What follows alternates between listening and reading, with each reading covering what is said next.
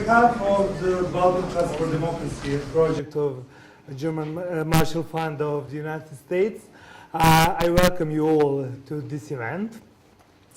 Belgrade is these days in very good company because these days this the same survey is presented in many capitals in Europe and in Washington as well. So I'm honored to be the moderator of the Belgrade launch event of Transatlantic Trends 2013. As you probably know, those polls during past 12 years became a real signal for policymakers, academics, not only in the EU, the United States and Turkey, but also in the whole world, the signal of what's going on in this region and what are the public opinion about many topics, many transatlantic topics, including the economy, NATO, many foreign policy challenges, and of course, a rise of new world powers. After the presentation of the key findings of the survey, we are honored to have with us our two special commentators. It will be my pleasure and your pleasure to hear them and to debate with them. It is Mr. Matthew Palmer, who is political counselor of the United States Embassy in Belgrade, and Mr. Srđan Bogosavljević, the director of Ipsos Strategic Marketing. Thank you for coming, gentlemen, and I'm sure that we would have very good discussion because I know that in the audience there are so many people who are very familiar with these topics, and they will present us their opinion and maybe some questions for our commentators. And now I have pleasure to announce Ms. Biljana Dakić Đorđević. She will present us all key findings of this year's survey. The floor is yours.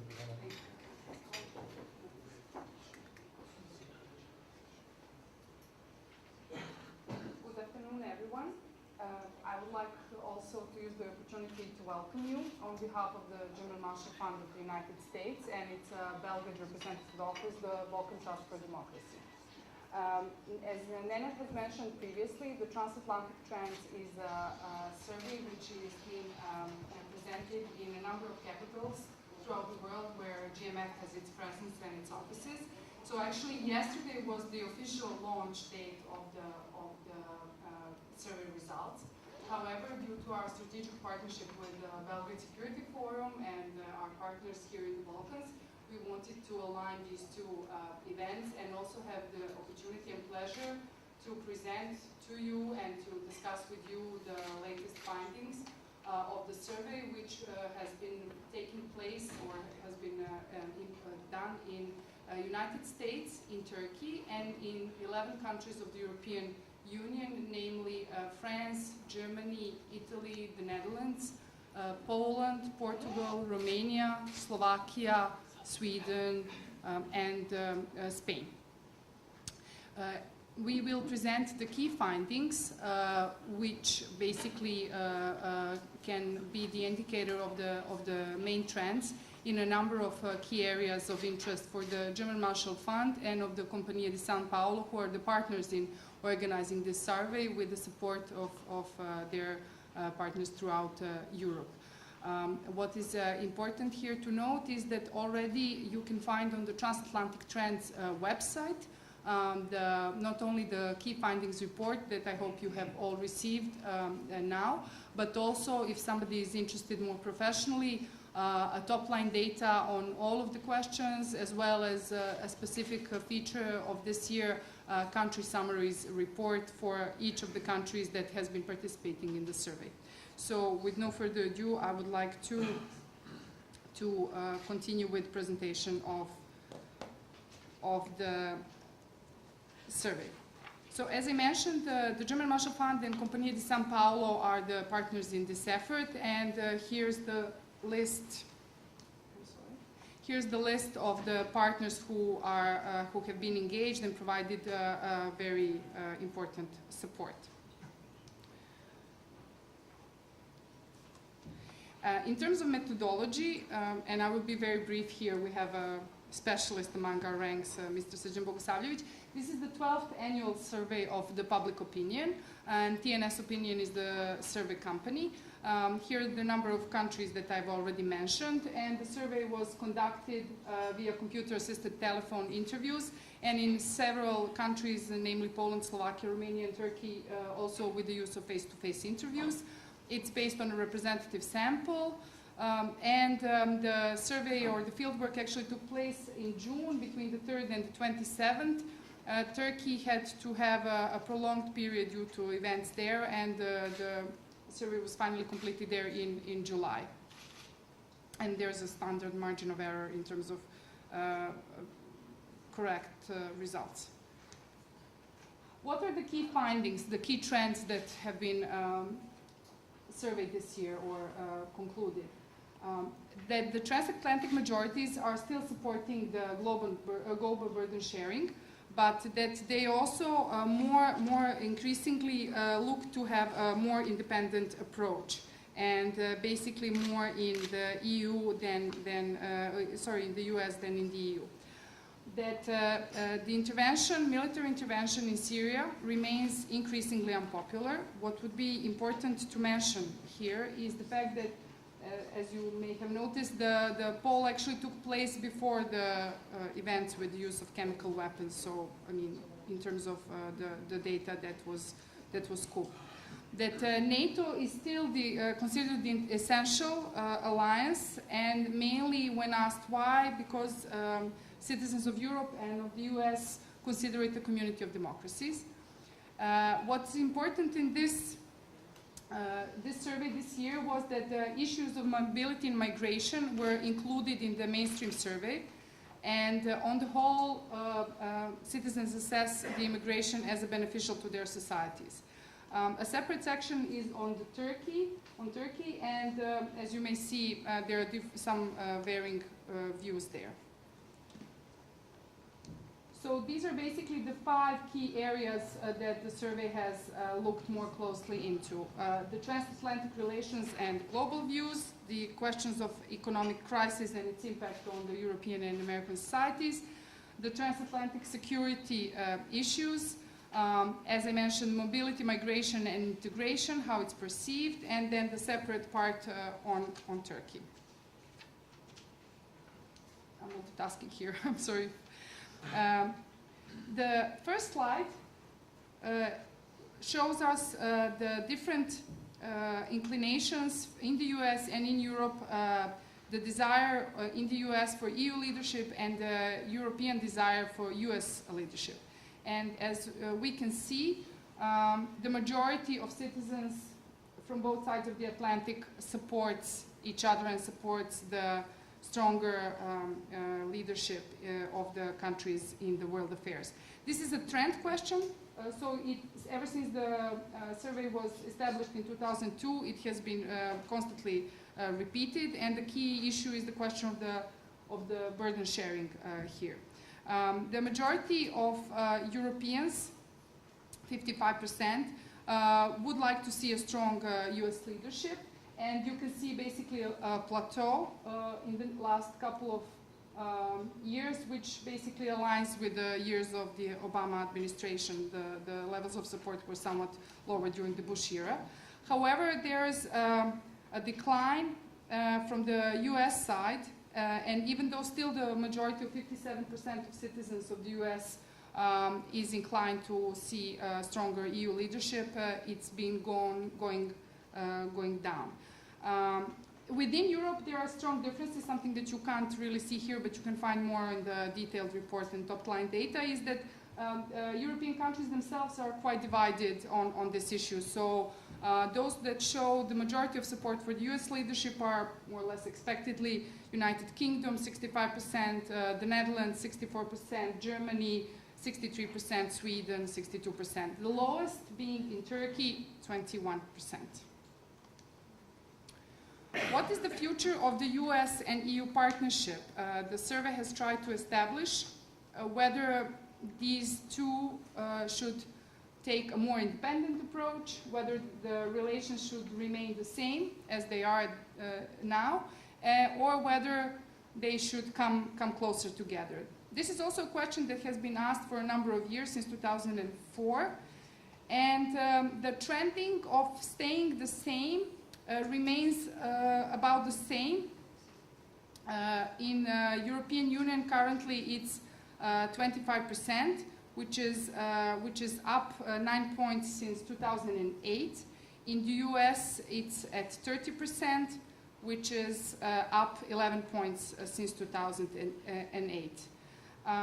However, you can see the part of the countries which demonstrate a stronger desire to have a more independent approach, those being Italy, France, Spain, Portugal, and Turkey.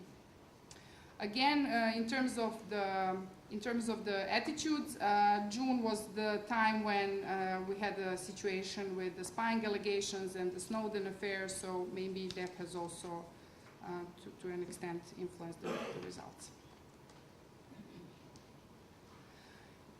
Is Europe or is Asia more important to the US? This is the question. And if you see these results, it seems that the trends have been changing in the last 2 years, and now the EU has just come under importance of the Asia as far as citizens of US are concerned. This is the trend question asked in 2004, 2011, 2012. And as I mentioned, there's a reversal from last year's results. Contrary to this, and this is not on the slide, a majority of EU citizens, 64%, say that they prefer US over Asia.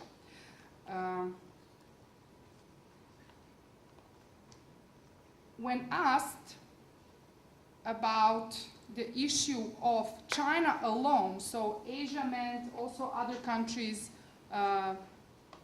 South Korea, Japan, etc. But when asked about whether they support or consider more important the EU or China, then the results come somewhat different, and the US citizens in majority support the EU, consider it more important.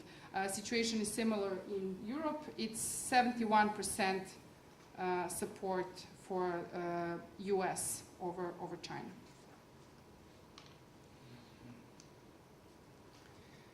In many ways, China is perceived as the economic threat by a number of European countries. This is also a trend question repeatedly asked since 2007, in 2010, 11, and 12. Nearly 2/3 of Americans, as you may see, perceive China more as an economic threat than an opportunity. There are quite dividing views across Europe. The average is 46%, but you can see such large discrepancies. For example, in France, 2/3 majority perceiving it as economic trend, compared to, let's say, the Netherlands or Sweden, that are on the other side of the opinion, with the majority of them saying that actually China is an opportunity in Sweden. 60% of population, 61 in Netherlands, 49 in Romania, 59 in the UK.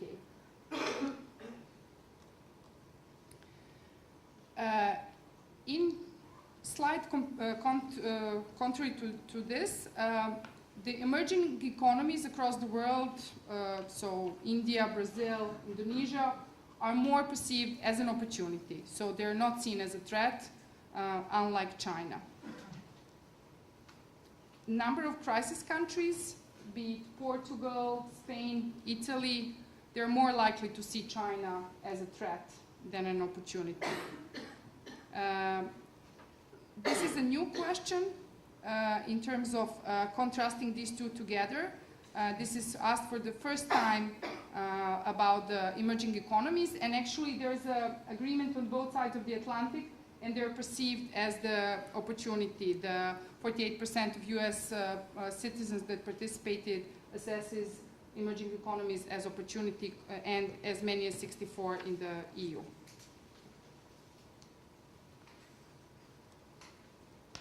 Here you can see the slide, which is also one of the trend questions asked throughout the 12 years of Transatlantic Trend Survey.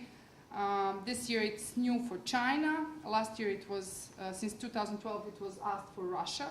So you can see quite differing views in the US, EU, and in Turkey about these four global powers. In US, it's evident that there is a less strong opposition towards Russia and China than is the case in the EU and especially in Turkey, which has the prevailing negative views on all four.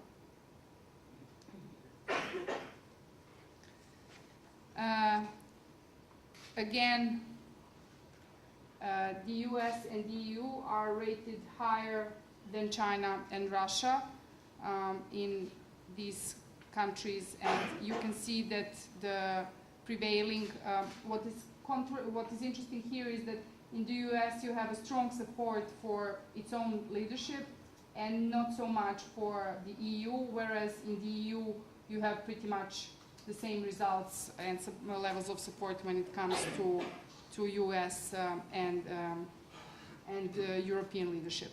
The supports for China and Russia have dropped significantly. Last year, support for China in Europe was 41%. Now it's 31%, and in US similarly it was 41%, and now it comes only to 32%. So we can conclude that the majorities in EU and the US consider China and Russia quite unfavorably. Another question, which was the trend since 2002, of course not for President Obama, but for the President of the United States, reveals that the approval rates for President Obama's policies are declining. It's been quite consistent in the US, but in Europe, as you can see, the average is that the Obama approval rates dropped from previous 83% to as low as 69%, which is still very strong support. However, the trends are going down. Turkey still has rather unfavorable views. Italy is up in terms of support, and Poland as well.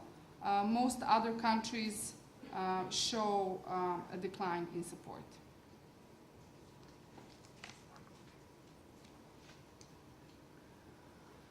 When they're polled about how would they rate their own government's performance, both in the US but particularly national governments in Europe, the situation there is probably much worse.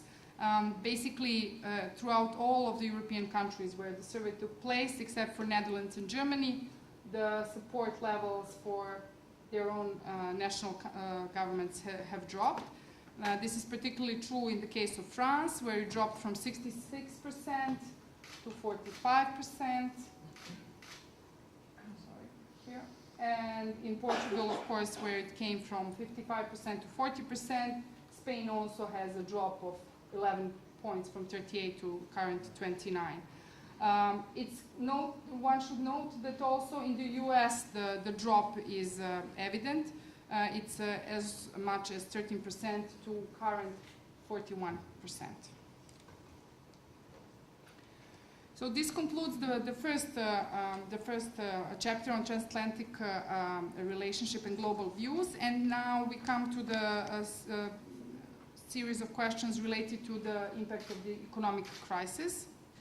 When it comes to the impact of the economic crisis, we see that it broadens, as is the case since 2013. Now you can see the trends, and the situation is that 3 out of 4 Americans say that they are personally affected by the crisis, and as many as 2 in 3 Europeans. When it comes to European responses, one can see that they're highly divided. Most countries that are affected by crisis, their citizens in Slovakia, in Portugal, in Romania, suffer from the consequences of economic crisis more than, for example, is the case in Germany, where 44% of people say that they are affected, and 29% in Sweden. However, these trends are constantly going up, so the impact of the economic crisis continues to have a negative impact on European and American societies. When it comes to the assessment of the economic systems, most countries see that the economic system is unfair.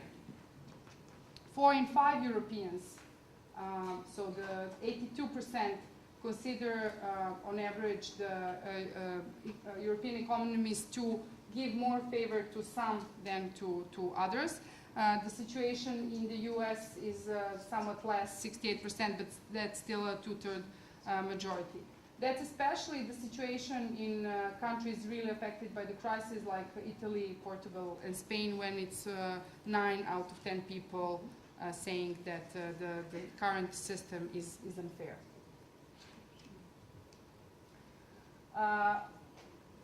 In terms of approval or disapproval rates of the government's economic policies, as you can see, majority of citizens throughout Europe strongly disapprove their government policies, from Spain 79% to much more favorable views in Germany and Sweden, where the majority of citizens actually support their governments.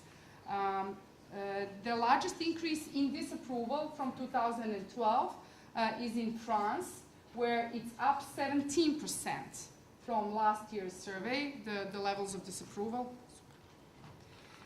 Also in Netherlands, in Turkey, up 14%, but also in countries which are assessed as more positive, like Germany and Poland. It's the Poland where the dissatisfaction levels are up as many as 10%. How do European citizens perceive the impact of the EU membership for the benefit of their economy? Most of them consider it still good, and 57% of European citizens think that it's still doing well. However, if we note 2011, we see it's a drop by 10%. Especially the effect noted as bad is in Italy, 40%, and also in Spain, 44%. The rising negativity is in many other countries, like in Portugal, where it's up 17%, in Netherlands, as well as in France.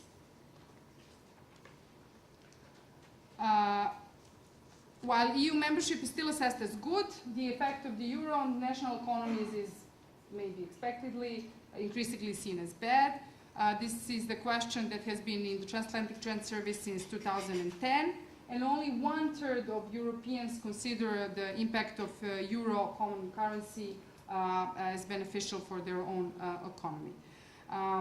Notable increases are in France, to 64% rise of 12 points, as well as 10 points rise in Portugal to current 65%. Of course, those who are not in euro, like Swedes or the British, are even more negative about the impact of euro. The assessment of performance in terms of dealing with the economic crisis, about the own country's government, the EU policies, and German Chancellor Merkel, you can see the overview here, and you can see that clearly Merkel's rates and grades are higher than the EU, and especially when it's the question of the national governments.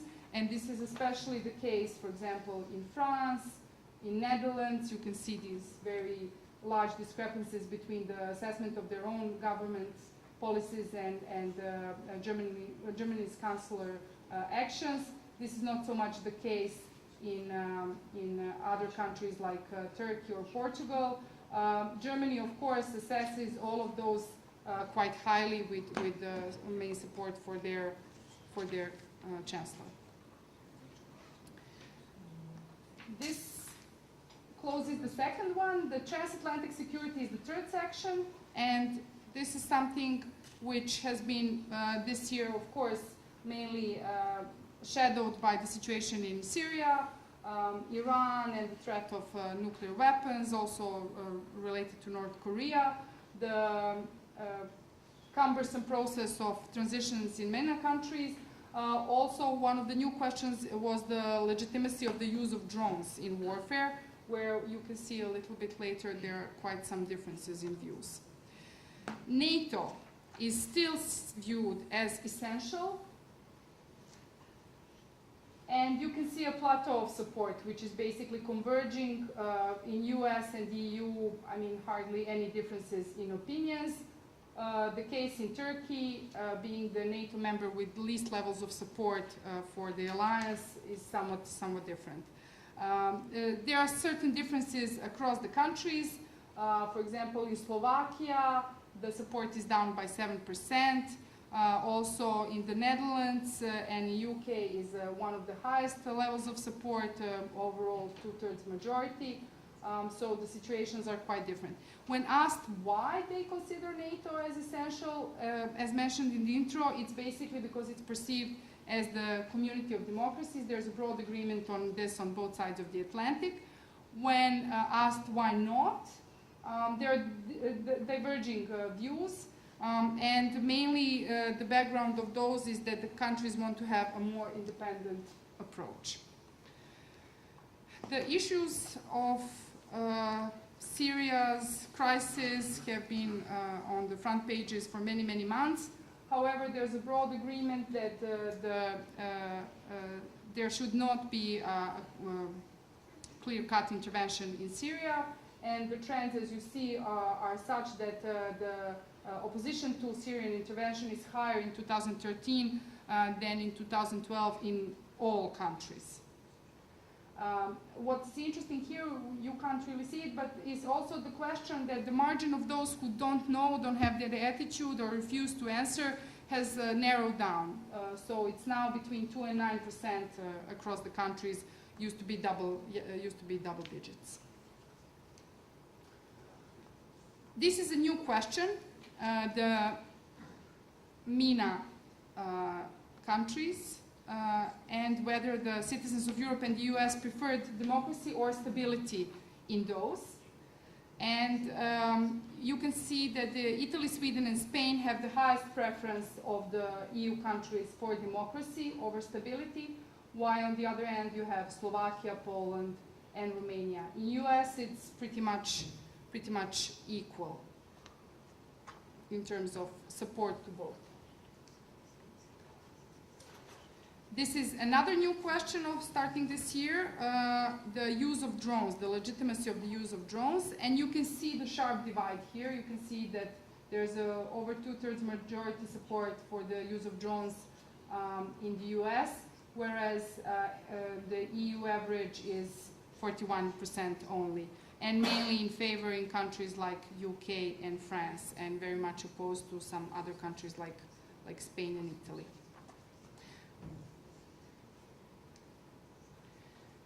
The fourth section, which was introduced this year, is actually based on a set of questions that have been asked since 2008 in a separate transatlantic trends immigration survey.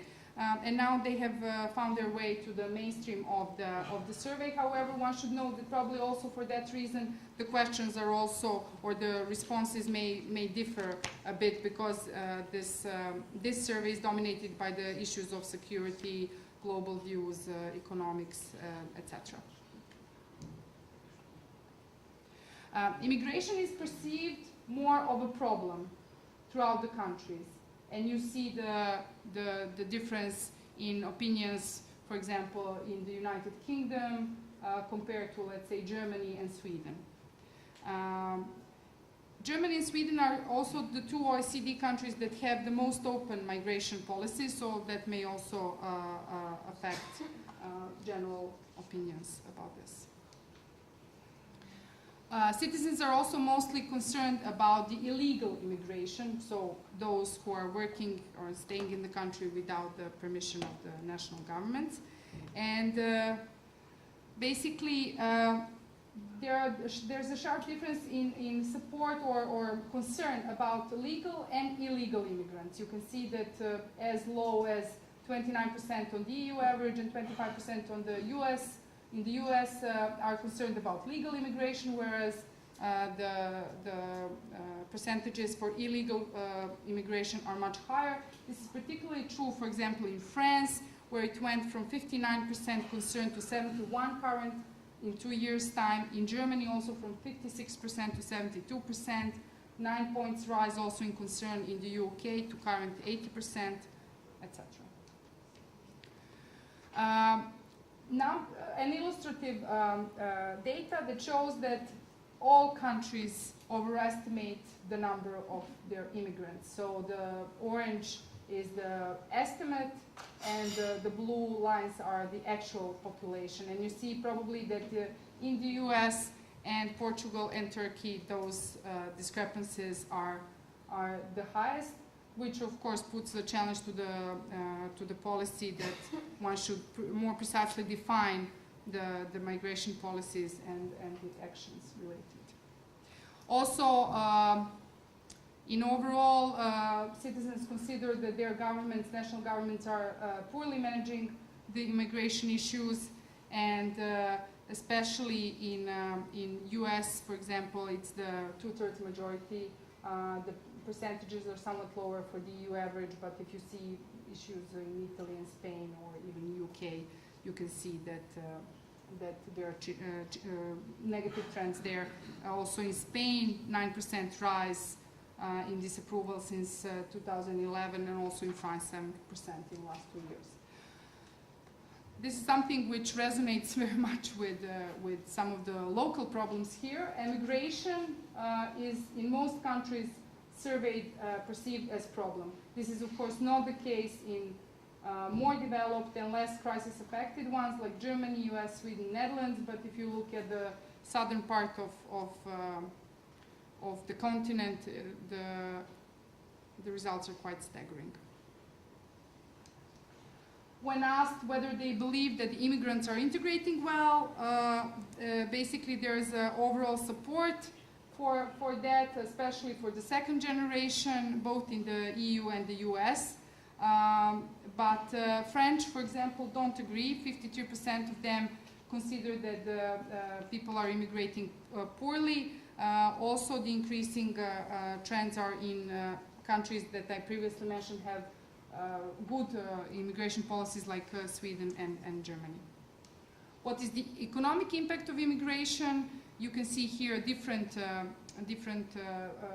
aspects, how citizens of US, EU, and Turkey perceive that the migrants are taking their jobs, or do they think that they're filling the jobs, or are creating new jobs, or whether they're a burden to social services. When it comes to cultural aspects of immigration, something which is not on the slides here, generally there are favorable views, and 69% of Americans and 60% of EU average consider that actually the immigrants are enriching the national culture. In Turkey, that's quite different, only 33% support. I will just show the last slide. It's about Turkey, because this is the trend question since 2008. Whom should Turkey cooperate most closely? And as you can see, majority of people think that Turkey should go alone. And when combined with those that don't know, it's an overall majority.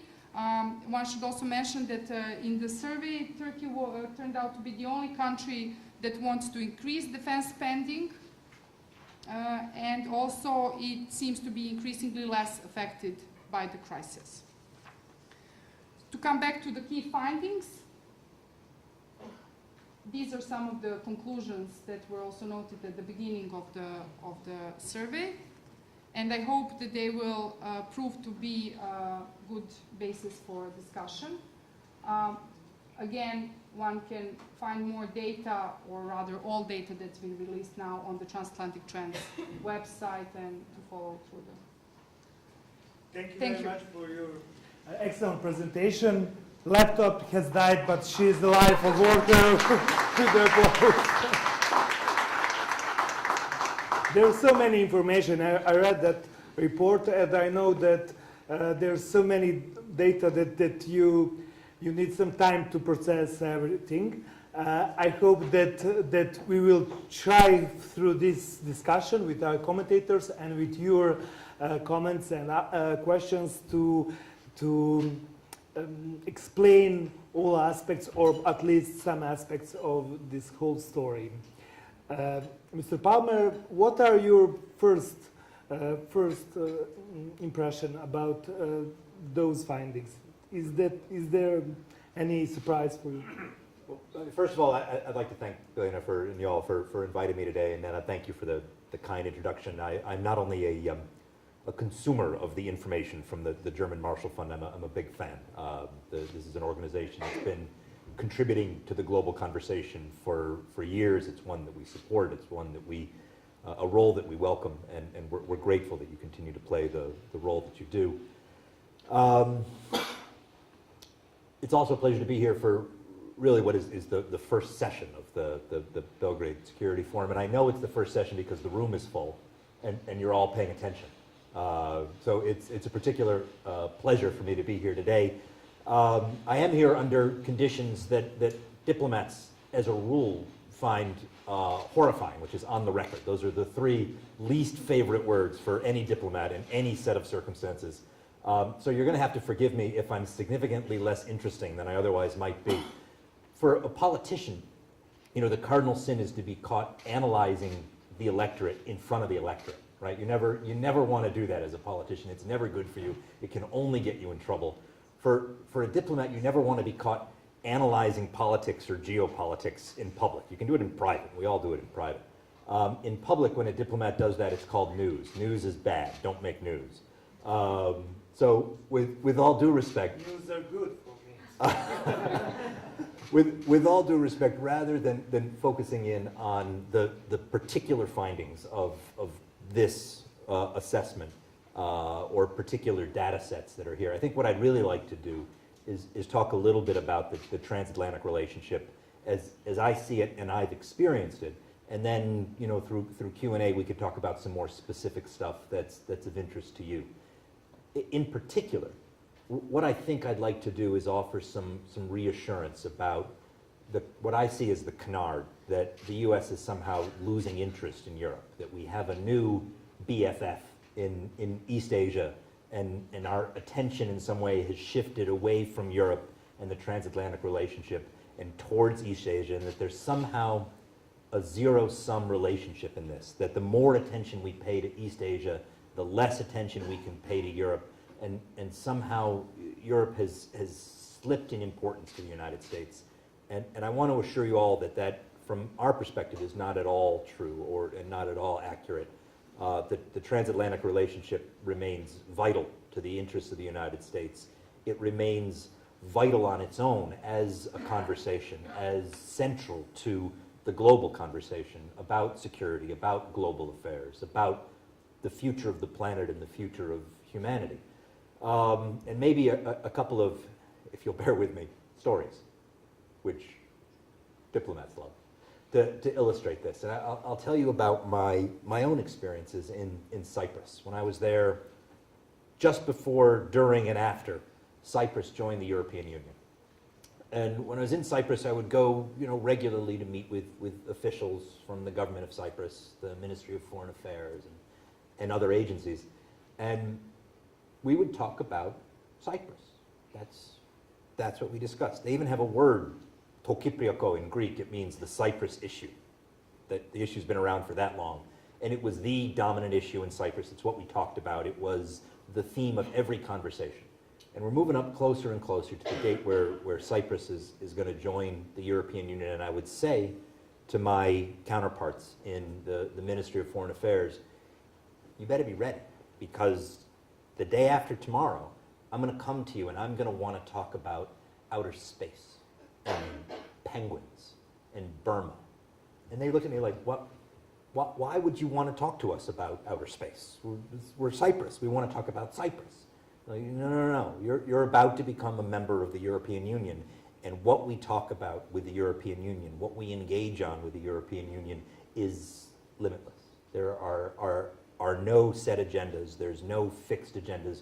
If there's an issue that's worthy of discussion, we will talk about it, and we will talk about it with you.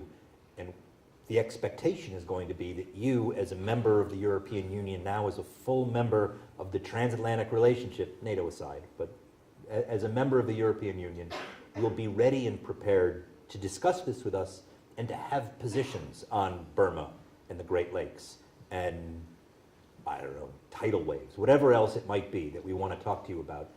You have to be ready to engage on this. And sure enough, they join the European Union, there's fireworks and a concert, and everybody's happy. And I'm in their office the next day with a whole long list of stuff to talk about that had never occurred to them that they were going to need to have a position on. And they did. They developed the positions, and the conversation became richer and deeper. And this is just emblematic of the strength of the transatlantic relationship. If you work in the State Department, one of the things that's really striking is how much of the paper that goes up to the Secretary of State is prepared by the European Bureau. It's something on the order of 50% of all of the paper products. It's a huge volume of paper. Why is this true? Because what generates paper in government? What generates paper in diplomacy? It's activity. It's meetings. It's phone calls. It's issues. This is where the need for paper comes from. And if there's anything bureaucracies know how to do, it's to respond to these sorts of needs by producing a piece of paper. And a huge volume of paper goes up from the European Bureau to the Secretary of State. Much of it is not about Europe. It's about issues other than European issues. I worked for some time at the NSC, at the National Security Council. I was working on Europe. I was one of the directors for Europe. I worked on Greece, Turkey, Cyprus. I worked on the South Caucasus, Georgia, Armenia, Azerbaijan. And I worked on a slew of Western and Northern European countries. And one of the things that was striking was, we'd have a meeting, the President of the United States would be meeting with the Prime Minister of Sweden or the Netherlands, and it's my job to prepare the paper for the President. What are we going to talk about? There'll be a little background in the paper about Swedish politics. Who's the guy you're talking to? But it's just background, because when you get to the point about issues, points, so stuff we're going to discuss, you talk about Sweden with the Swedish Prime Minister. You talked about the Great Lakes crisis in Africa. You talked about the Middle East. You talked about China. You talked about global trade. About Assange. Talked about lots of things. That was before. But I mean, the point here simply is that the agenda for the transatlantic relationship is much broader than the issues that are particular to that relationship. It is the global conversation. It is central to U.S. interests. It's central to European interests. It is strong. It is vital. And it will continue to be so for the foreseeable future. That's the lens that we view it through. And I think we can see from the data that you presented today that those relationships remain fundamentally strong, based on shared values, based on a shared understanding of the world, based on a shared vision of the way forward for humanity, for the planet. It's one that we value, it's one that we treasure, it's one that we work to preserve and to reinforce on a daily basis. And it's my pleasure and privilege to have been part of that for the last 20 years in government. And I will leave it at that. Thank you, Mr. Palmer. Well, I will not stop with the questions. I will force you to comment some of the findings for sure. We'll see. Okay, but give a chance to Mr. Bogosavljević. He doesn't have this excuse that he's a diplomat. No. But I wouldn't be, so I could say whatever I want. But, you know, thank you for inviting me. I guess it is because I was last year invited to do this, to be present in the same presentation. And I did last year the same thing I will do this year. I did this year, as I was listening this and take notes where we are in all of this, because the survey was not conducted in Serbia and Balkans. Obviously, I learned now that we are not only not regarding survey, but we are as an issue in transatlantic relations, but not as a partners up to now. So we are certainly the issue in your transatlantic talks. But just, I will go through my notes during the Biljana's presentation. The first issue was European Union. In Serbia, we are tracking this issue. We have a lot of data about this issue. And it's an event-driven issue. It's an enormously event-driven issue. If you look at the approval rate of Europe, it's going up and down depending on what's going on in our relation. The highest level was on the moment when we had European Song Contest, I think in Hyatt. So that was the highest approval rate we have for Europe. Was then Schengen visa regime was adopted. The lowest was Merkel visit and Haradinaj and Gotovina release in The Hague. So so if you look on this emotional side, I would say its emotional side is when you have approval rate. But if you come to something a little bit more rational, is whether the people would vote or wouldn't vote in the case of referendum, then we used to be on the level of 17, we used to be on the level of 40, but basically we are on the level of 50. Why I'm saying that? Level of 50 in favor and 25 against. That's something which is extremely stable. Although if you look at, we have, as the same methodology, we have, let's say, 15 years track records for every month. And it was very high, and then went down and then go up. But even in the time when we have 70% in favor of European Union, additional question, whether we will be in favor of European Union if it would mean change in a Kosovo status, then we dropped for 20% in that time. After it became the obvious issue, we are on the 50%. The lower figures appears again in the case of some events like in fact the lowest and the worst ratio between in favor and against was right after the Merkel visit. And the lowest number of the people in favor was 40-something, was after the release from the Hague Tribunal. And then when I'm mentioning Hague, because you were mentioning threats in these circumstances, we don't have the same threats. Definitely we don't have the threats which are mentioned in European Union. Our threats are mainly linked to, we see NATO as a threat. It's becoming lower and lower, but still on the first place. And strangely, couple of years we had, even in front of NATO, especially in the early 2000s, we have Hague Tribunal as the biggest threat, which was certainly not a threat, but people will perceive it as a threat. And as a friends, as somebody who was supporting us, we had all the time Russians. Not easy to explain, but all the time Russia. We are doing some survey for European Commission, which drives crazy people from their side. But when we ask who are the biggest donor in Serbia, and it's very stably Russia. Russia is not a big donor at all.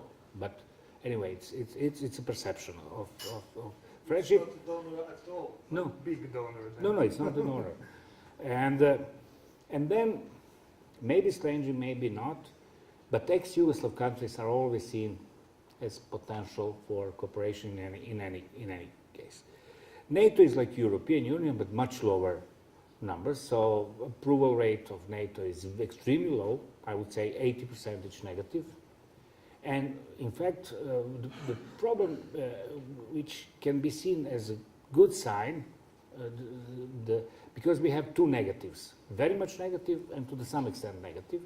Very much negative are lowering down and rising to some extent negative, which there are some potential. 80% negative for NATO, 60% would vote against NATO in the case of a referendum, 20%, 10% in favor, but the rest are don't knows. And in particular, what is interesting, I mentioned that today, is that minorities are usually don't know answer. Minorities they say it's not our issue. It's your issue, so do whatever you can, but it's not our issue. But when you come to the question whether NATO could be useful for Serbia, especially in the context of European relations, then you come to 50% positives. So people understand. The same is with Europe. When you ask people what is good for you in the future of Europe, they said nothing special for me, but for my kids it would be good. Then for the state economy it would be good. So they see some rational explanation of why NATO and could be good, and especially why Europe can be good. Mostly people are aware of the fact that Europe is not as strong as it used to be, not as I don't know, generous giving all donation as it used to do, but still they don't know anything better. If you ask the question whether you will prefer to live in Germany or Russia, although they love Russia, they will live in Germany. If you ask the question whether you will send your kids in the States or in Russia for the education, they will usually choose States. And especially if you ask whether you would like to have military agreement, then they said no with Russia. At the same time, they think that Russia can protect us more than anybody else. So it's really strange relation with Russia, which much more emotional and with a lot of prejudice. Then economic situation and the government support to economic situation was the next topics, and approval rate of the major figures. Approval rate in Serbia is extremely low for the politicians. So, and we have several times that it went down tremendously. It was in 2003, it was recently, that everybody was seeing negative. So we were, very often we were coming to the position everybody is the same, all of them, all politicians are bad. So only a couple of politicians are positive. Strangely, 2 politicians are in the last year very much positive, year and more than year, and rising.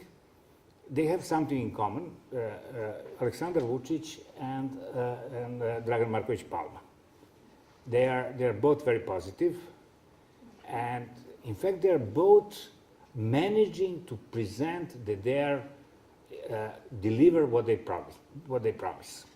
So Aleksandar Vučić has an agenda which is state agenda, so we all know what and how he's handling this communication, his strategy. At the same time, Palma was the guy who promised that he will have giraffe in his zoo, and he had it. He promised that he will have a meeting with the ladies from Serbia, with the unmarried guys from the Jagodina, and that he will organize a trip to Greece, and he did it. So these 2 politicians managed to convince people that they are doing what they are promising. So they are the only 2 positive, net positive approval rate. At the same time, economic situation is not seen as a good, it's seen extremely bad. But you know, in our case, we are not really recognizing the difference between economic programs of the different parties. And there is no single party which will promise the worst economic situation in the future. So everybody is swearing that it would be much better. So in fact, economic issues can ruin the government. So it can be cause of their failure and why they're losing election. But you can't win election with economic issue, because everybody is swearing it would be much better. So the people are, we were witnessing that the SNS won election on corruption issue. We are witnessing in Macedonia that they in very bad economic situation, the current government won election on the in fact the issue of the Greek-Macedonian relation. So it's not always, economy is extremely important, but not the breakdown They're not breaking issue. At the same time, in bad economic situation, objectively extremely bad, because we lost more than 400,000 working place out of 2.1 million. We moved to 1.7 million. We have in this moment more pensioners than employees. We have even more pensions than the salaries, because more than 100,000 salaries is not paid. But still, there are some patience to the government regarding economic issues. So people are seeing some light on the end of the tunnel without any real ground of that. The ground for that is harassment of, I would say, maybe bravely for this, but I think we could say that it's the ground for that is that they have seen harassment of Mišković, which is turning point of the popularity. So this is some kind of metaphor of justice rather than anything more than that. Economic crisis is something which is strangely not issue in Serbia. It was the issue up to the previous government, but now it's somehow disappeared from the media. So we are not satisfied with the economic situation, but we are not blaming global economic crisis anymore. There is more blaming corruption or previous government or everything else, but there are certainly the big deal of our crisis is caused by the global economic crisis, but there was a lot of people were mentioning as a problem economic crisis up to a year ago, and now it just disappeared from the public debate, from the media. Euro was the issue, and unfortunately, we don't have anything better than Europe. So, you know, when you are in a country in which, I don't know whether some of you were here during 1993, 1994, but we are among the rare creature in the planet which was felt and witnessing hyperinflation. The hyperinflation 1993, 1994 was 4% per hour. It was so many zeros that I didn't know what is the name of this number, so I recalculated on the hourly base. So 4% per hour. So when you have 4% per hour, if you're foreigners, you can ask your friends, Serbian friends, what does it mean, what they can buy with 3,500,000 dinars? And none of them would be able to tell you immediately. Everybody would have to recalculate in euros. Although we know that euro is not the best currency in the world, but we like it. So euro, if everybody wouldn't accept them, we will do that. Transatlantic security, so I'm finishing because now becoming the issue which we are not our issue. We don't see that NATO can protect us. It's something. We had several surveys in which we asked the Serbs and Albanians from Kosovo and Serbs from Serbia or in Macedonia or in Montenegro, in which side, what do you think, in which side NATO will be in the case of the clashes between the Serbs and Albanians, Serbs and Macedonians, Macedonians and Albanians, Montenegrins and Serbs, and there is two polarized answers. Always against Serbs, always in favor on Albanians. With Macedonian and Montenegrins, people were a little bit confused which side they would be, but with Serbs and NATO, perception is that they would be always on the opposite side of Serbs. So so NATO is not seen as a security for us. Even Russia, although it's mentioned quite often, but in fact, people would, it's not a big issue in Serbia, but if you force them to say what is the best way to secure our country, to develop our own forces again.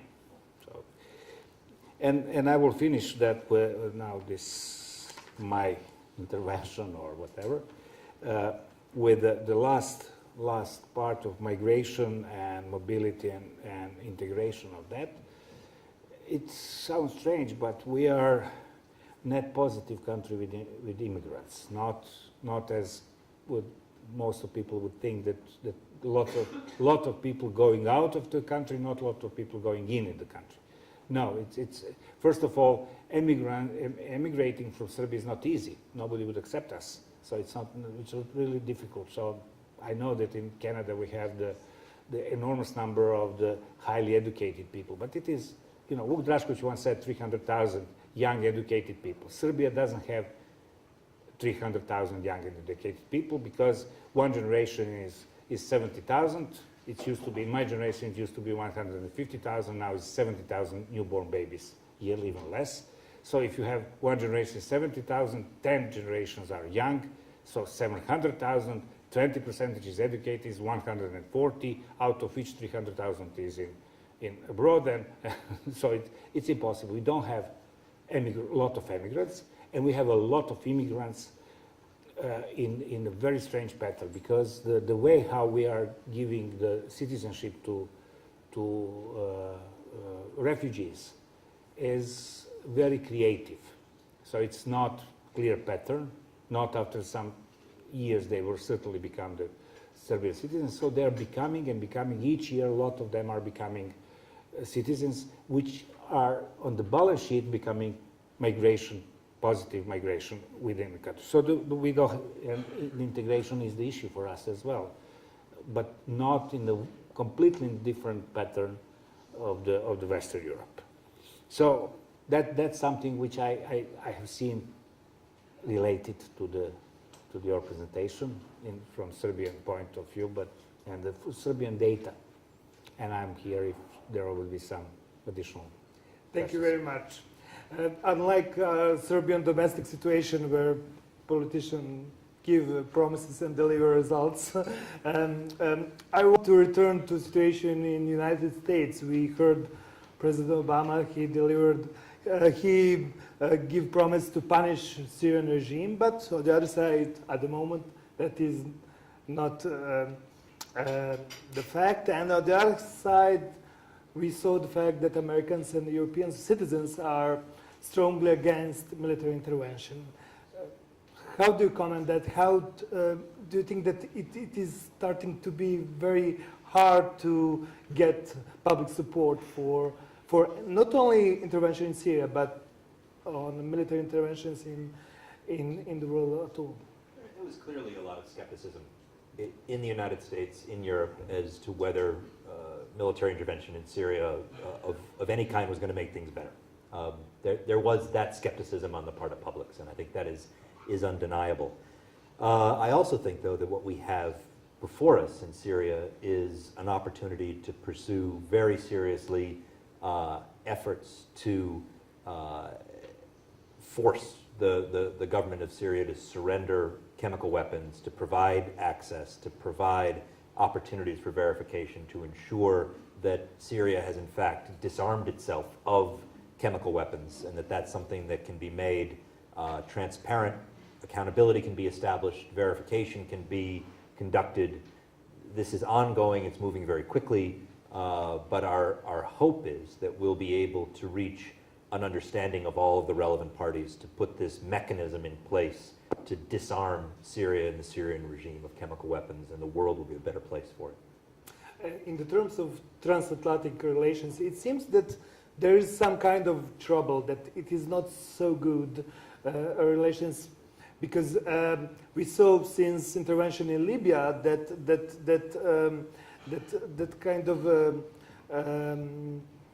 understanding between partners are not so high as previously, and that there is a much more wish of some powers or some countries to act unilaterally.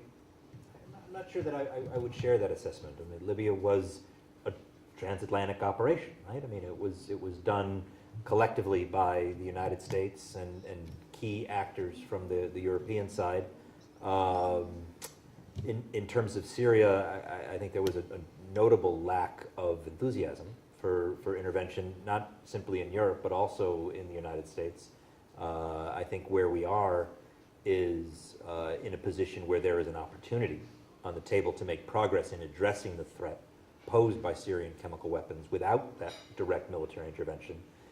I don't know that we would have gotten to this place without the threat of military intervention. I think the answer to that is probably not. So it was useful that that threat was there and employable and credible. But where we are now is, I think, a place that's not uncomfortable for the United States or for Europe.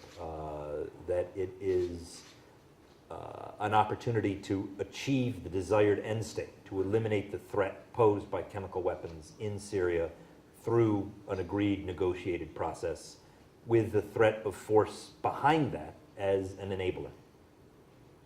Okay, I have plenty of questions, but I would like to ask you, because I know that in the audience there are so many people who are in those kind of topics, and ask you to give your comment or to ask questions to our commentators. So, if there is. Michael. Yeah, I have basically a question about the pivot to Asia.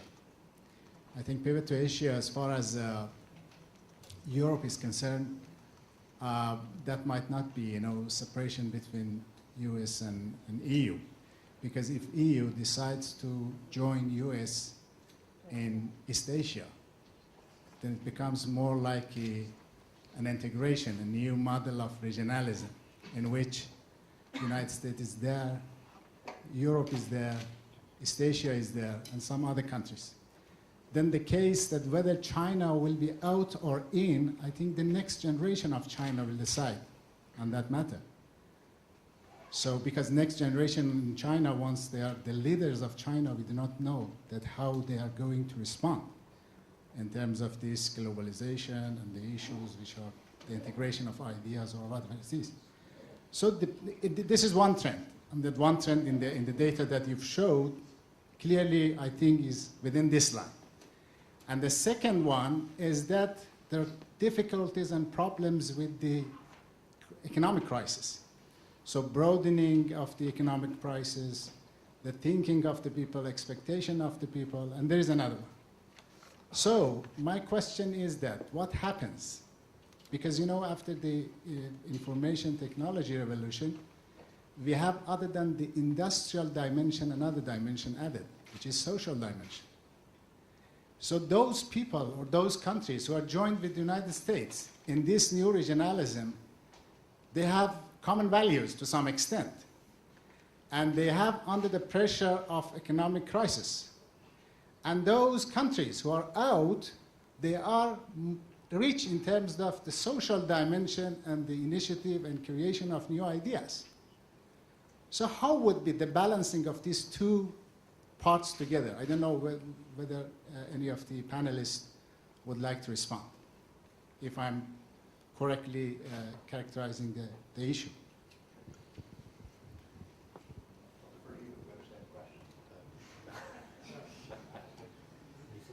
I'm not entirely sure that I understand the question, but I mean, maybe sort of looking at the issue of East Asia, Europe, and the United States, I would have a comment that may or may not be pertinent, which would be that there is in the United States an understanding of the United States as both an Atlantic country and a Pacific nation, that this is something that we see no contradiction between, that there's a dual nature of the United States. We abut both coasts. We are comfortable in Europe and in the transatlantic conversation, in the transatlantic relationships. We're equally comfortable in the Pacific, East Asia, the broader Pacific relationships. We're pursuing the Trans-Pacific Partnership, a big trade deal in East Asia, even as we're pursuing a big trade deal with the European Union. These things aren't in any way contradictory or at odds with each other. In fact, we see them as mutually reinforcing. And maybe if I'm going to sort of edge up to analysis, and I'll be very careful as I do so, that it would be useful in Europe, for Europe also to expand its own thinking about its geopolitical position. Yes, it is on the Atlantic Ocean, but it is also part of the Eurasian landmass, and ought to consider itself as much a force and a presence in Asia as the United States does. So it would be useful, I think, in Europe if there was more conversation about Asia.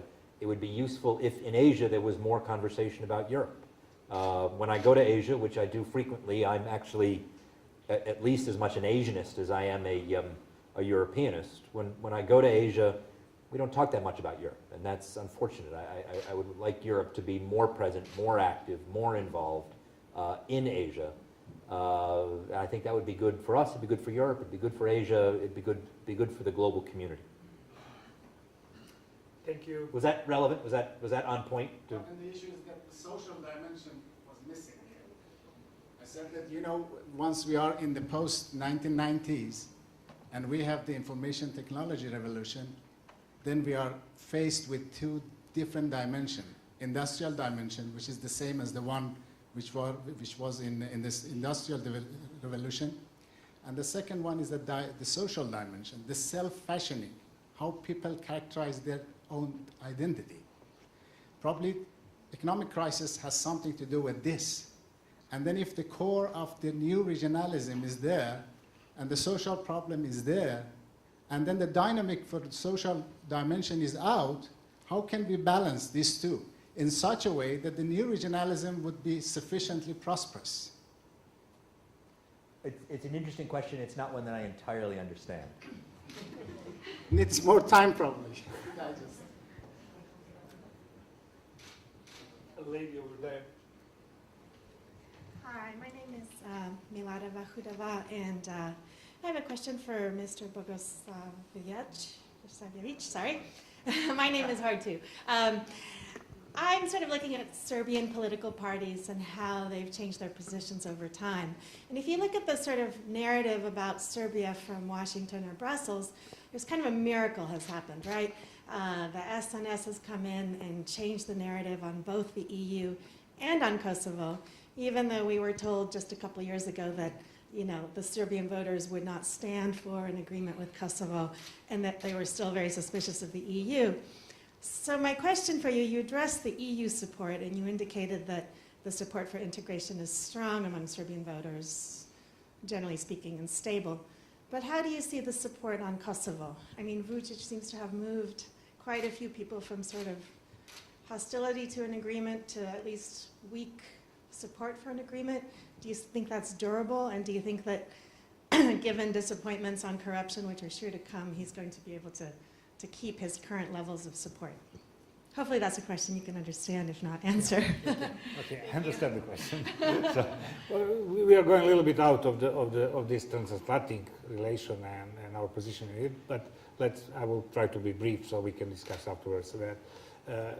So I didn't mention one figure that we have in the parliament, 82% of support to the party which are pro-European.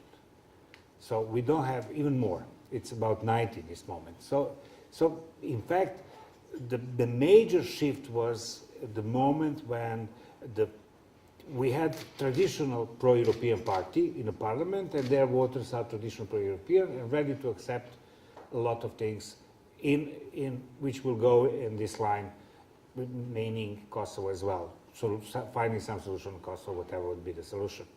But at the same time, these traditional pro-Europeans, they were in the last decade, they were at most in the parliament about 50%. With the shift with the new pro-Europeans, which has some, I would say, nationalistic past, it was much easier to them to demonstrate now that to show that the price must be paid. So now we come to this enormous number of the parties which are pro-European, and we are not all the voters of the SNS could be seen as, let's say, SNS could be seen as pro-European voters, but they are really believers, and they believe to what their leadership is doing. So the traditional pro-Europeans will support this government because they see that it's going in the direction they like it. People which might not like it will support this because it's done by their own leadership in which they trust. So the relation with the corruption and the fight against corruption is that they build a trust. to this government, and then now the government mainly leadership. But both SPS and SNS was their voters are newcomers in pro-Europeans, but now together with the former pro-Europeans, they make the big force in the country, and potential to be done, something which you can't imagine even a couple of years ago. I presume that you have more questions or comments, Sonia. Sonja Stojanović-Gajić is the director of Belgrade Center for Security Policy, one of the co-organizers of BSF. It might sound as a bit of a philosophical question, but as an organization that also performs surveys on security perceptions, I was wondering to all panelists, are there certain things that we cannot conclude from the data? Are there certain things about transatlantic trends that we cannot understand just from these figures? And I'm not talking about future, because we can't just predict future, but are there any things that are just puzzling or you would need to find an explanation elsewhere? It's a bit maybe theoretical, but I think it's worthwhile exploring to push the boundaries of debate. There's nothing in the data that we've looked at today that leapt out at me as being especially surprising, right? That it's, a lot of it is consistent with conventional wisdom, but that doesn't mean that it's without value, right? That the plural of anecdote is not data. So it's useful when you have actual data collected under rigorous controlled conditions that you can then use as touchstones for your own understanding. We're no longer talking about perceptions and prejudices, we're talking about actual data that has been collected through statistically rigorous methods. And then you can use that as an analytical framework for considering where are you. And once you understand where you are, then it's easier to figure out how to get to where you want to go. And certainly you can't see everything in the data, because this data is evidence of perception, but why is like that? It's not easy to understand from this. So you can measure how many of the people are on this on the other side, but saying 60% in favor and 40 against, meaning a lot, that 40 against is a lot. Why they're against, you can't see from that. So certainly there is a lot, but it's theoretical question, and I'm giving you a little bit theoretical answer, but it could be discussed a lot. When you're talking about something as soft as attitudes, it's good to have the latitudinal stuff. It's good to be able to look across time, look at trend lines. Any particular snapshot is likely to be misleading, but trend lines are important and useful. And if I can add, there are some questions and some answers which are the clear product of atmosphere in political era or its arena. It's totally clear that rise of negative attitude on China and Russia during this year is connected with whole bunch of topics which are in Western media presented in more or less anti-Russian or anti-Chinese in some way. So that's my opinion, that some answers are they are good, but they could be changed for sure. I think so. Social desirable answers. Yes. Or is it always this kind of influence? What I wanted actually to highlight is what Matt just mentioned, the trends. I mean, the relevance, the transatlantic trends, in terms that this is the frozen picture in a certain period of time. I mean, the field work was done in June, and certain events, if the poll was taking place now, would probably look slightly different.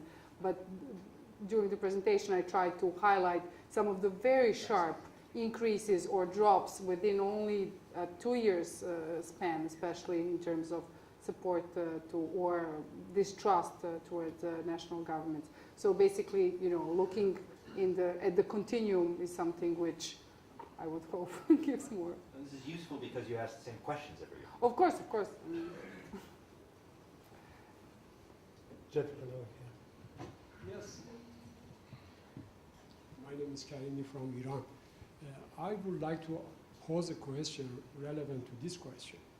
Because according to the data we had here, that there was a kind of decline in approval of the President Obama's policy. As we have the representative of the United States over here, what were those elements? And it was mentioned about Iran over here, that Iran poses as a threat. If you just Google Iran, because audience over here are scholars, are elites. If you Google Iran, for last 200 years, Iran never attacked any country. Then on which basis you consider Iran as a threat? Thank you. I presume that this was a comment, not a question. As you wish. Well, You are the chair. if you, Honestly, I don't work on Iran. I'm really in no position to comment on Iran policy. I work on the Balkans. In terms of what the data shows, the data, as I remember, it wasn't about Obama's policies. It was approval of President Obama himself. It's a personal approval. and family foreign policy. Yeah, and you know, honestly, those trend lines I think are fairly common throughout a presidency. I think it's something that is not unusual in terms of people's attitudes as presidencies go on. I think if you were to go and look at data sets for other presidencies, you'd see similar trend lines.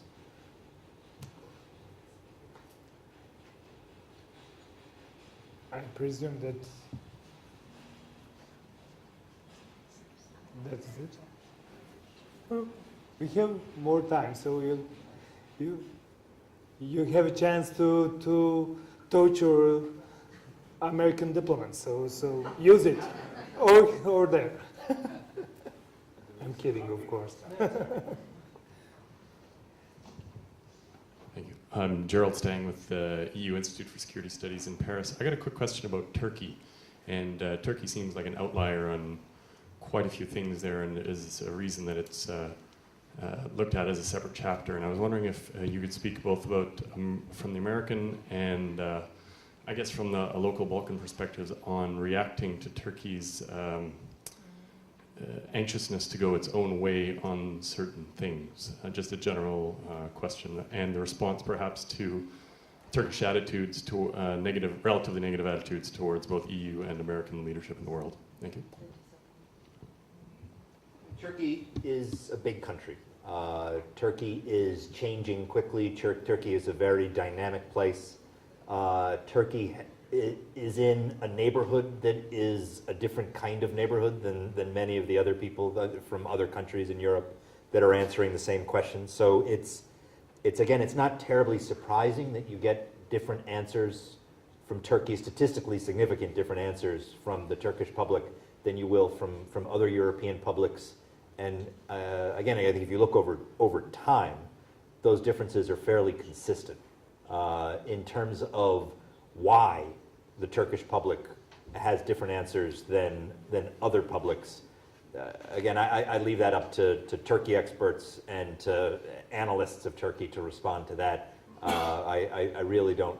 I would have views and opinions, but I can't offer you sort of a policy sense of where that is, which is really what I can do, is talk about U.S. policy as such, and analyzing why Turkey is where it is. I would leave to others. Maybe Srđan has insights into that.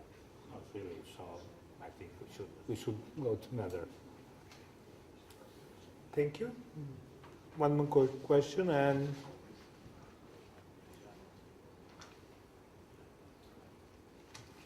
over there. Thank you very much. My name is Andra Bogdanovski from Analytica think tank Skopje. Since we've touched upon Syria some minutes ago, I have a question regarding, you also mentioned the fact that because of the threat of use of force, Assad agreed to comply or to follow Putin in his proposal. Now the question has been moved to the UN Security Council. And I have a question whether and what is the likelihood of the new UN Security Council resolution that will tackle this issue to be put under Chapter 7, which would be give opportunity for the states afterwards to claim, for the United States afterwards to claim opportunity to attack Syria even without UN Security Council approval, as in the case in Iraq with material breach of the previous resolutions. And one more additional question: if I were to congratulate one of the actors in this proposal on Syria, would that be Putin, would that be Obama, or would that be Finnish Minister of Foreign Affairs for floating that proposal, which is attributed to Putin? But there are many discussions of whether that was actually Russia's proposal. Thank you very much. Yeah, I mean, here all I can really do is quote the great American philosopher Yogi Berra, who said, "It's tough to make predictions, especially about the future." So, you know, what's going to happen in the UN Security Council? I worked in New York. I worked in the U.S. mission to the United Nations. I spent time in the Security Council. I know how this works. I have no idea what's going to come out of Security Council discussions. In terms of what we would like to see come out of UN Security Council discussions, we think it's important that there be a strong, binding Chapter 7 resolution that would make it easier to chart a way forward to full, complete, transparent, verifiable implementation of this agreement. In terms of who gets credit, I mean, really, the only answer to that is who cares, right? The whole point is there an opportunity here to advance the goal of ensuring that Syria's chemical weapons arsenal is no longer a threat to peace, stability, and security?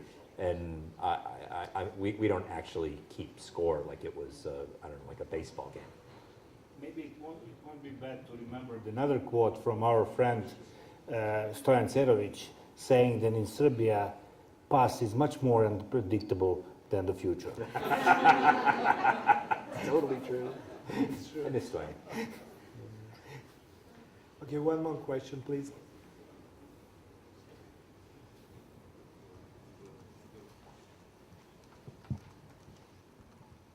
Thank you very much. Stanislav Sretenović from the Institute for Contemporary History in Belgrade. I would like to ask the author of the presentation which kind of methodology you used for the choose of the questions. And then the other question would be more for the diplomats. Are the diplomacy of especially United States, is the diplomacy of United States aware of the changing public opinion and very quickly changing of public opinion, and at which level the State Department takes these changes? Where is the limit when the policy change according to the changing of public opinion? Thank you very much. In terms of methodology used for the Transatlantic Trends Survey, as I mentioned in the introduction, this is the 12th annual survey which has been performed using more or less same set of methodology standards and framework. Professor Bogosavljević is much more capable to explain some of the methodologies, but ultimately the professional survey company is doing the telephone and then in addition face-to-face interview on a representative sample in a number of countries throughout the EU as well as in the US.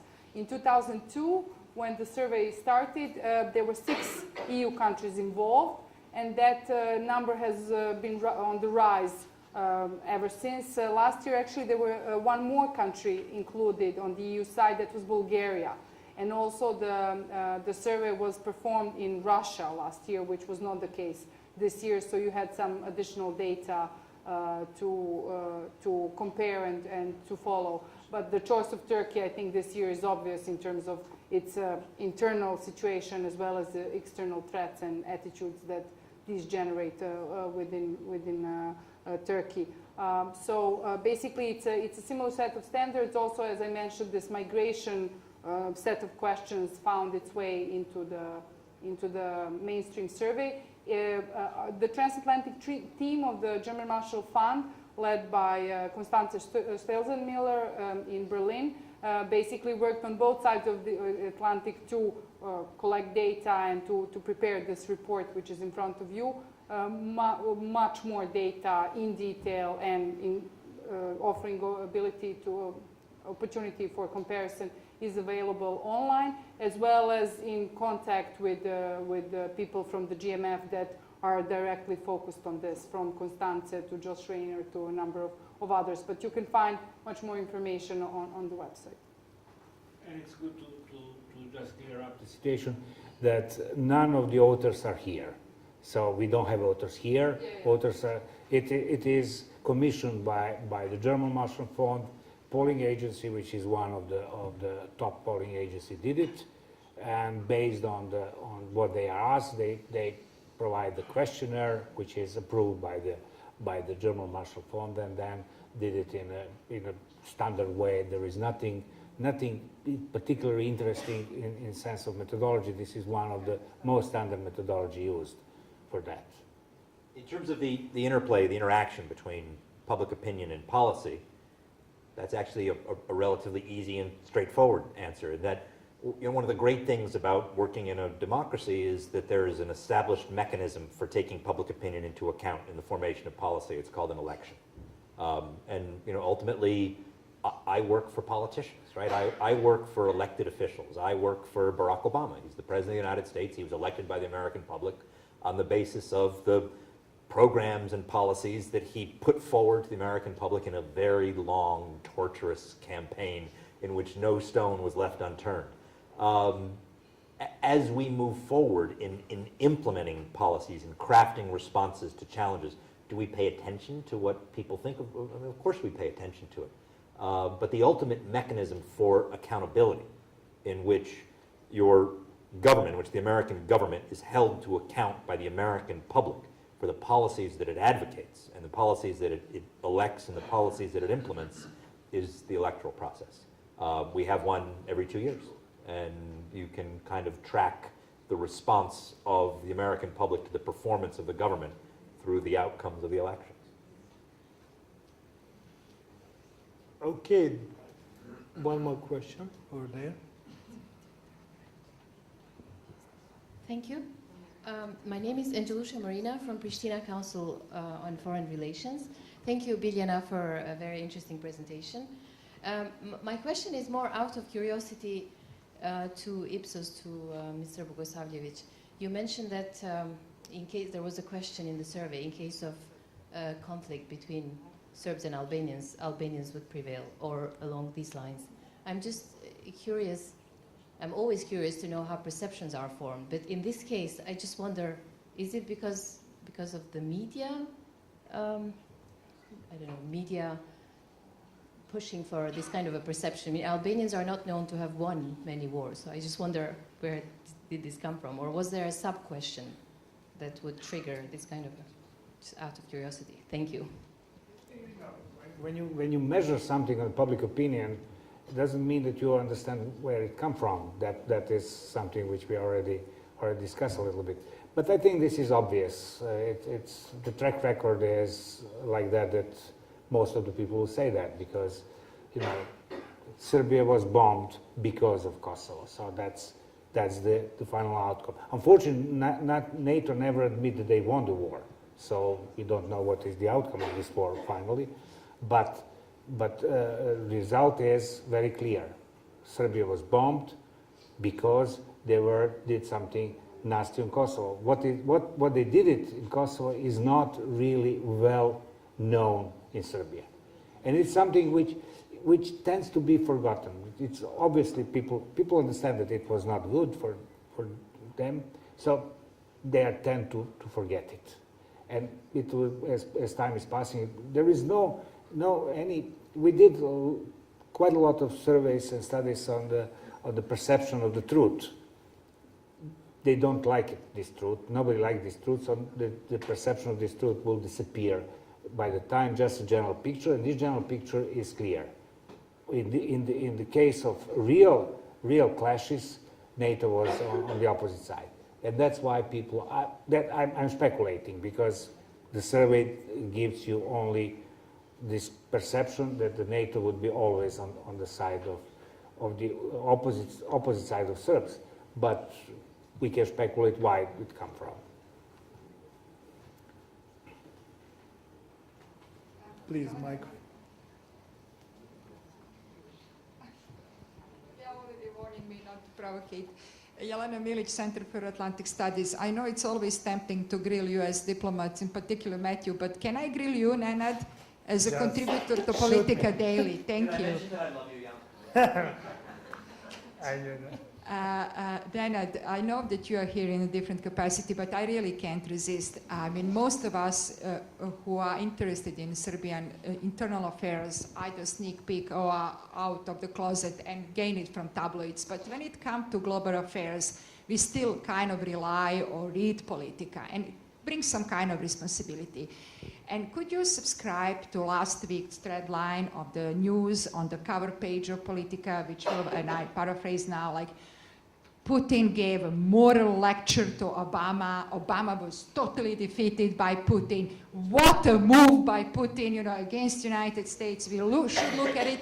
And in January, the trend of posturing Assange, a reckless person, as the pillar of the freedom of journalism in Politika. Do you subscribe to these trends? Because Politika do shape our public opinion about whether we should lean towards political West or towards political East. Thank you. Thank you for your question. It's a very tricky question because I'm not editor-in-chief, as you know. I'm just deputy foreign editor. And the title was Putin's lecture to Obama, not moral lecture. And okay, and I read that article, and that article was, in my opinion, quite good, because not because of that we are have some kind of propaganda on that Russians are good guys and Americans are bad guys, but in the fact that was some kind of that was surprised. That article in New York Times was quite surprised. The language and the whole tone of that article was surprised. That was some kind of Russia we didn't see before, in my opinion. And on the other hand, that was, there is a problem when we speak about military interventions. That is sometimes that is a moral aspect of that, and sometimes is real politics and fight between powers. I think that the day after that, we had an article also on the front page, and that was American response to Putin. So. Yes, I know. The same paper, day after Putin's lecture, it was American response. So it is. I think that it is tough to be fair and to be. I don't know. It also it depends of senior editors, so so I cannot. I defend my paper absolutely, but sometimes. And on the other hand, for sure, Mr. Bogosavljević will confirm that when you put Putin on the front page in Serbia, that is wow. That people want to buy that papers. That's also Novak Djokovic. So it's. I think that there is that is a mixture of not very often when people read Politika or some other mainstream papers in some other countries want to see that subcontext. For sure, very often there is no subcontext in some articles. Sometimes that is just reporting. Sometimes, if that is bad, sometimes stupidity of the journalists, editors, or something else. So in my career, several times I was in the position that I described that something which is on the front page or in the newspapers is not with some